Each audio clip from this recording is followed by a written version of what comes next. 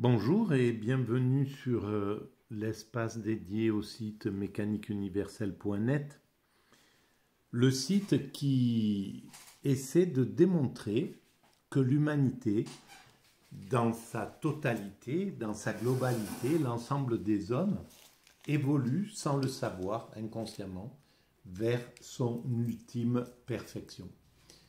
Cette ultime perfection, c'est tout ce qu'on peut imaginer d'une planète entièrement écologique où l'homme n'est plus un loup ni pour l'homme ni pour les autres espèces, ni pour la diversité ni pour la planète. Donc le fait d'atteindre un fonctionnement totalement propre avec des énergies propres, renouvelables, etc.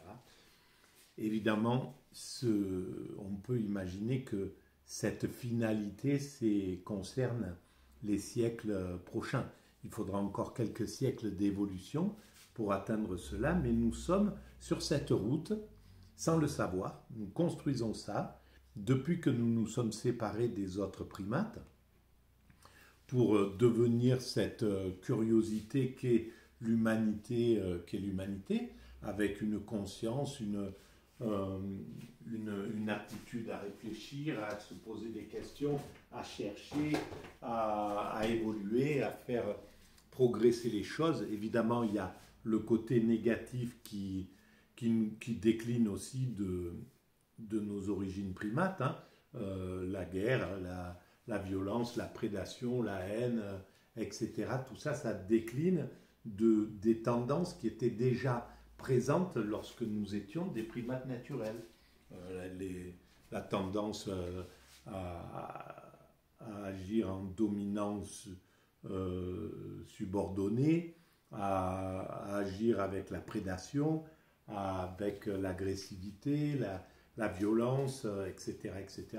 Les conflits entre les groupes de chimpanzés, par exemple. Voilà. On retrouve tout ça et nous l'avons sophistiqué. Mais tous ces côtés négatifs sont simplement des moteurs pour faire évoluer, pour évoluer justement vers notre perfection où ça aura disparu. Voilà, cette haine, les antagonismes entre nations, ça sera dépassé, on aura dépassé le principe des nations. Bref, j'en parle dans les autres vidéos. Alors voilà,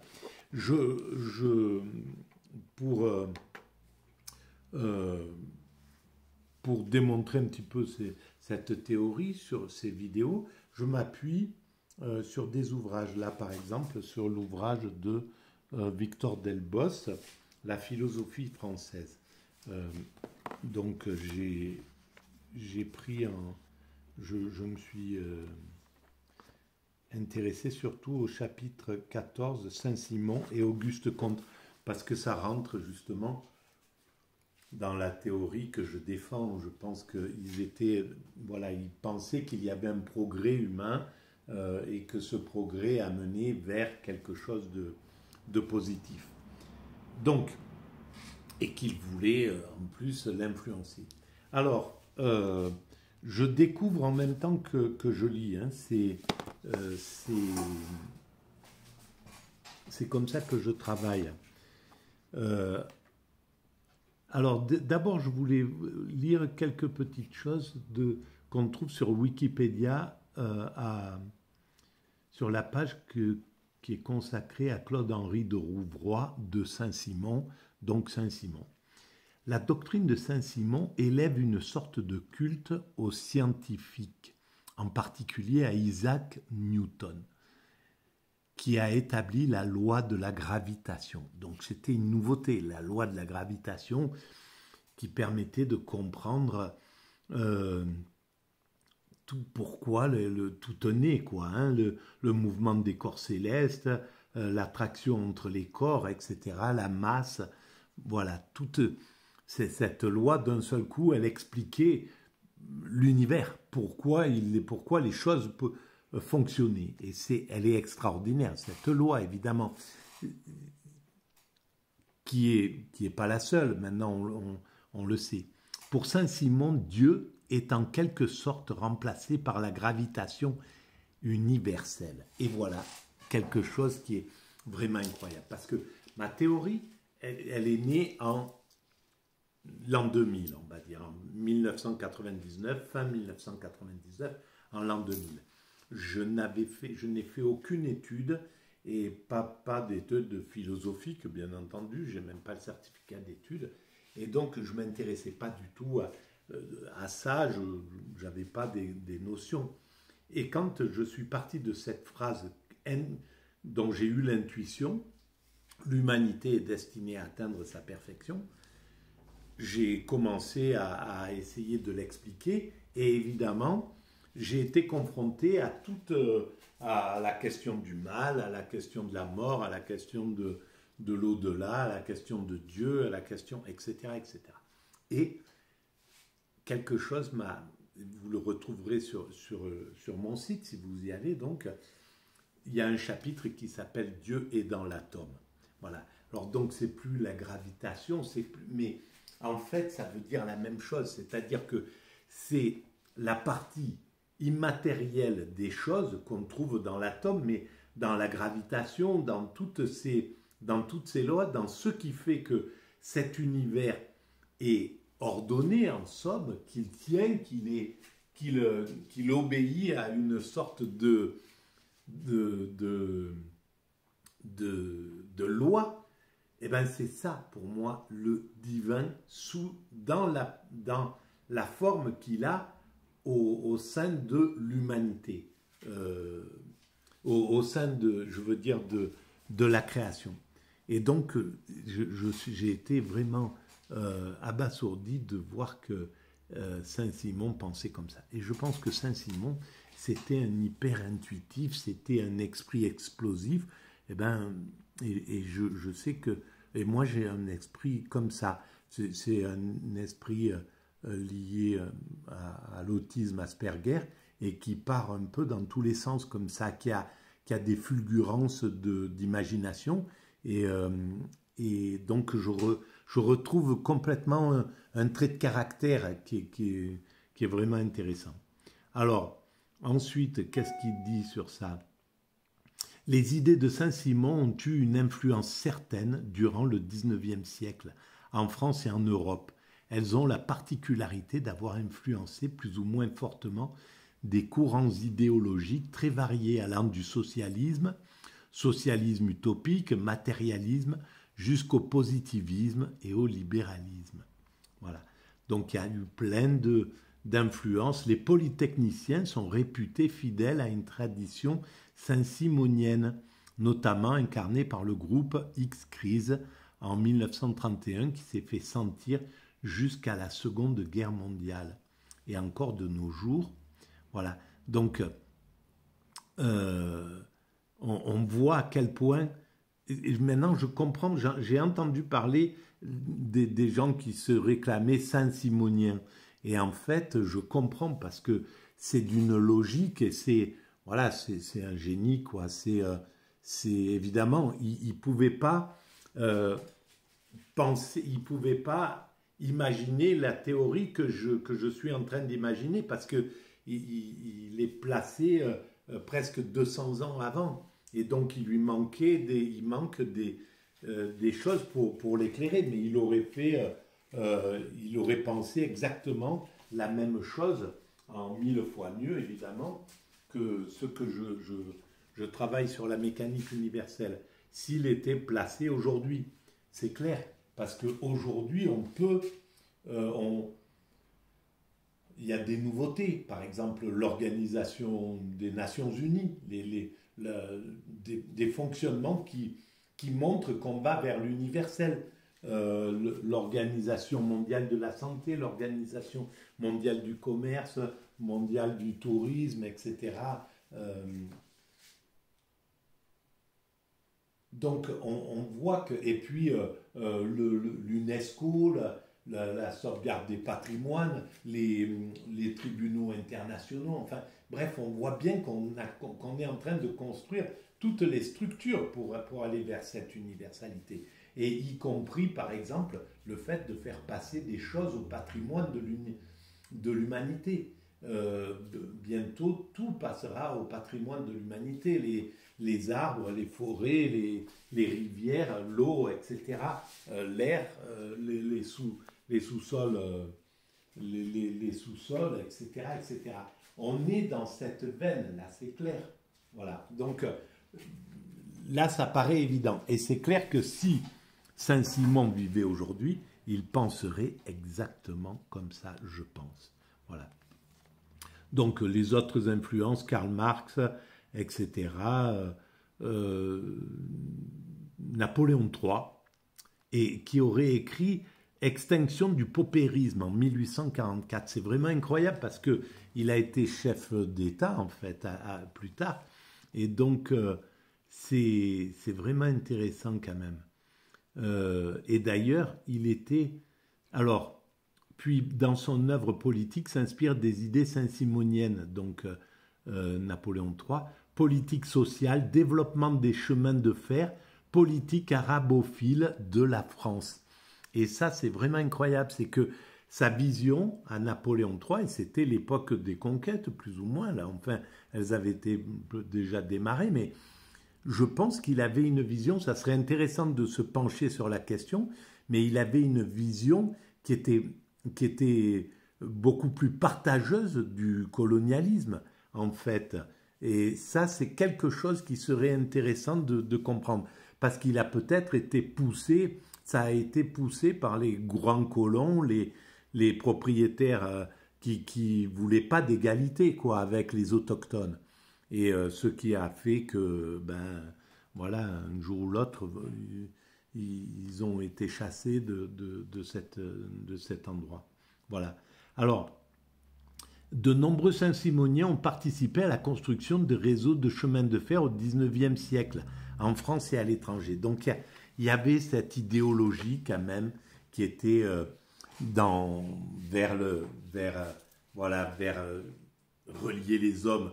Donc, s'il était aujourd'hui et qu'il voyait les réseaux sociaux, qu'il voyait les avions qui relient, enfin, bref, c'est clair qu'il comprendrait qu'on arrive vraiment à la fin de ce qu'il sans doute imaginait déjà à l'époque. Alors, je vais continuer à ma petite lecture et je découvre en même temps. Il a deviné le positivisme et le socialisme. Il n'a exactement constitué ni l'un ni l'autre. Bon, il y a un peu d'esprit critique de la part de Victor Delbos, ce professeur à la Sorbonne, mais il n'y a pas que ça. En même temps, il y a aussi, je pense, beaucoup d'affection envers Saint-Simon. À sa pensée trop flottante et scientifiquement trop peu substantielle, il n'a pu enchaîner un esprit tel que celui d'Auguste Comte, peu fait au surplus pour se soumettre. Bon, Auguste Comte n'était pas le genre de type à être une sorte de suiveur. Il voulait imposer ses propres idées. En revanche, par son ascendant personnel, par sa poursuite ardente du salut de l'humanité, voilà ce qu'il cherche, le salut de l'humanité. Et c'est ça. Et je comprends ce que les Saint-Simoniens, je comprends. Je suis Saint-Simonien sous cet angle-là, même sans savoir ce que c'est, ni qui ils sont. Mais évidemment, il y a quelque chose de tout à fait n'importe quel humaniste, n'importe quelle personne qui a envie d'aider ses frères humains et forcément dans cette idée-là. Par son réalisme et son mysticisme mêlé, il s'est suscité des disciples qui ont tenu à l'honneur d'enseigner en son nom les théories par lesquelles il développait ses idées, c'est-à-dire plus d'une fois les transformer profondément. Hollande et Eugène Rodriguez, Enfantin Bazard, pour ne nommer que les principaux. Non seulement établir les articles de la doctrine, mais encore s'en firent les apôtres, ces deux derniers, même officiellement les pontifes, car la doctrine affecta vite la forme d'une religion, avec une hiérarchie, un culte des prédications, des retraites, des fondations d'églises. Elle fut divisée par le schisme et atteinte par la persécution. C'est incroyable. Dans cette manifestation extérieure, elle apparut, selon les esprits qu'il envisageait, comme un principe d'enthousiasme ou un sujet de raillerie ou une cause de scandale. Eh bien, rira bien qui rira le dernier.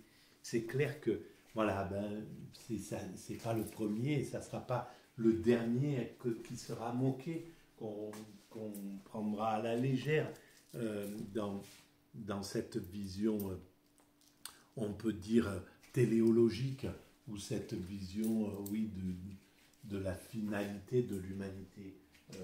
Ben, ça a commencé avec les grandes religions monothéistes, et même les autres d'ailleurs, de façon cyclique, c'est la même chose.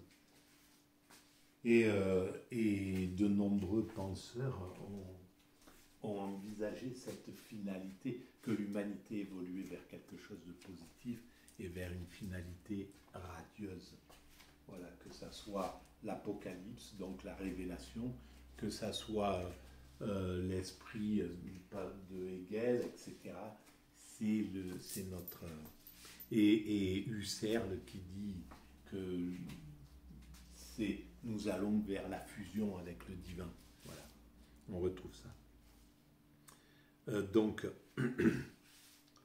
selon les esprits qu'il envisageait comme un principe d'enthousiasme ou une cause de scandale. C'est comme doctrine sociale qu'elle eut incontestablement la plus sérieuse signification. Elle tourna nettement vers le socialisme, l'industrialisme de Saint-Simon. Vers le socialisme, l'industrialisme de Saint-Simon. Elle promulgua cette règle de la société nouvelle, à chacun selon sa capacité, à chaque capacité selon ses œuvres. La capacité et les œuvres ont seulement le droit d'être rémunérées.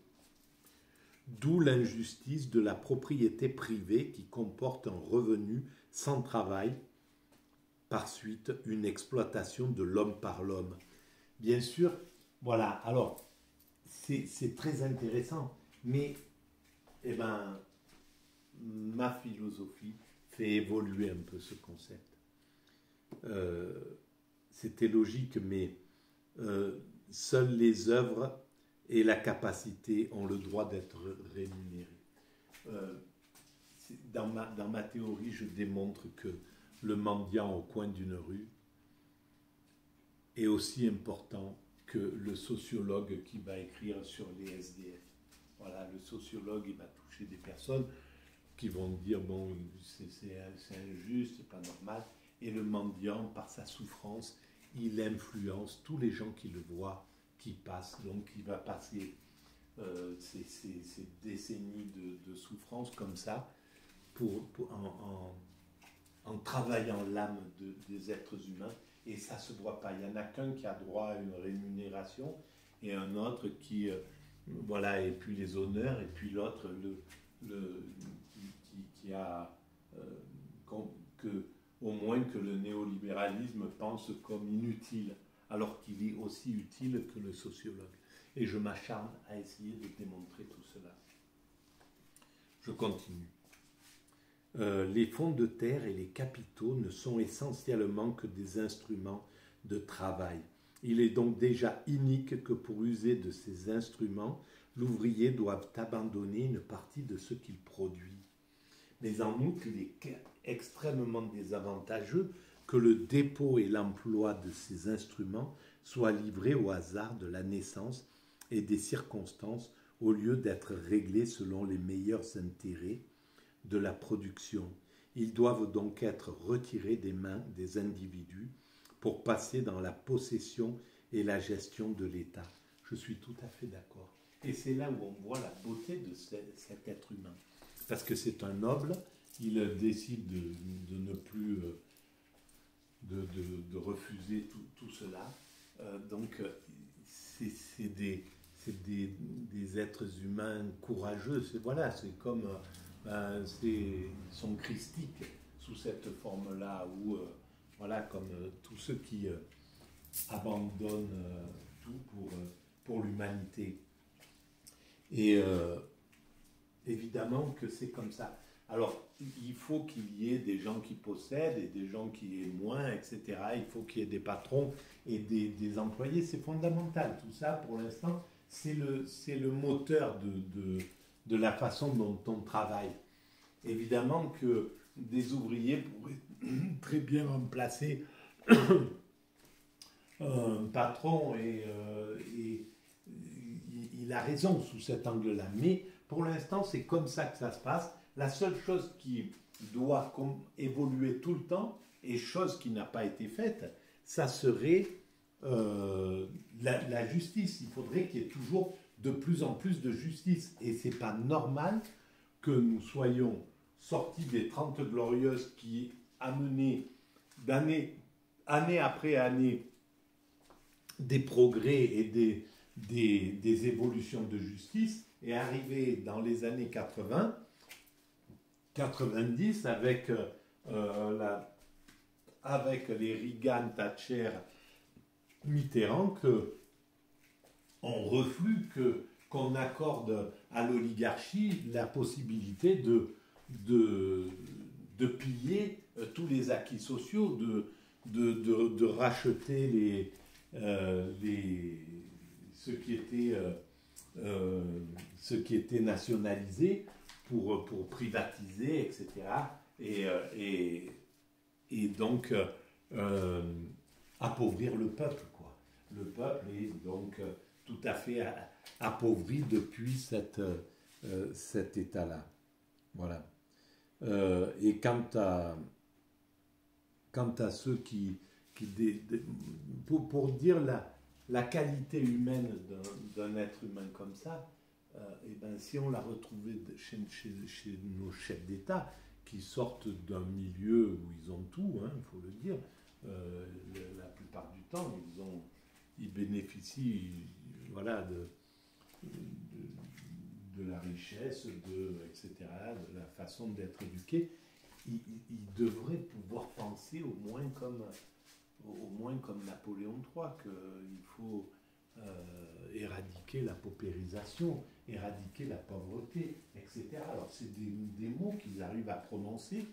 Ils se font élire en disant je veux plus un SDF dans la rue, et en fait ils font tout l'inverse. Donc ça c'est une sorte, c'est honteux, quoi. C'est la pire des choses qui peut d'avoir la conscience des choses et de sciemment se repousser. Donc je continue. Raison de justice et raison d'utilité sociale condamnent la propriété privée. Voilà, raison de justice. Bien sûr, la propriété privée on dépassera cet état de propriété privée. Tout appartiendra à l'humanité dans son ensemble. C'est clair. Alors là, j'aimerais bien savoir si ça a bien enregistré tout ce que j'ai dit. Bon, bref, parce que je viens d'entendre un petit clic dans la... On va voir. En tout cas, donc on dépassera, on arrivera au fait que tout appartiendra à l'humanité, et donc à chaque être humain qui compose cette humanité. Et les êtres humains ne se révolteront pas parce que c'est une évolution douce. Ça va pas être brutal. On ne va pas déposséder les gens. Voilà, ça va prendre 3, 4, 500 ans pour atteindre, ou peut-être 200 ans si on va vite.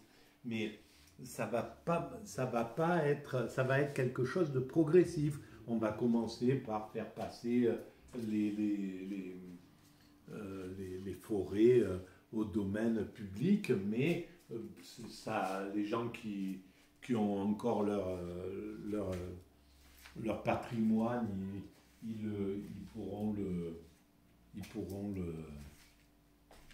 le transformer. Ou voilà, il y a des choses douces qui peuvent se faire. En fait, les choses se font la plupart du temps doucement, mais c'est comme ça, l'humanité, on passe, et même s'il faut le faire brutalement, même s'il y a la brutalité, et ben, quand une évolution doit être faite, elle ne peut pas ne pas être faite.